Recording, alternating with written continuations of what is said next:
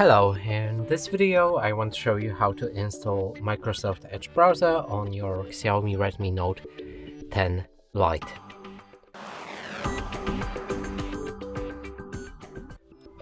And to do this we'll need to open the Google Play Store. Let's try to find Microsoft Edge here.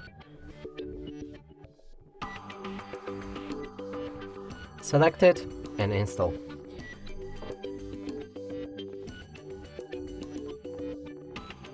After installation process is complete, you should be able to launch the app. Right here you can sign in to turn on synchronization. I'm gonna skip it. Accept or disagree with a data sharing preference and click on confirm. Lastly, set Microsoft Edge as a default browser. And now it should be ready. We can open any website. And that's it for this video. Hope you like it. Please consider subscribing to our channel, leave a like and a comment below.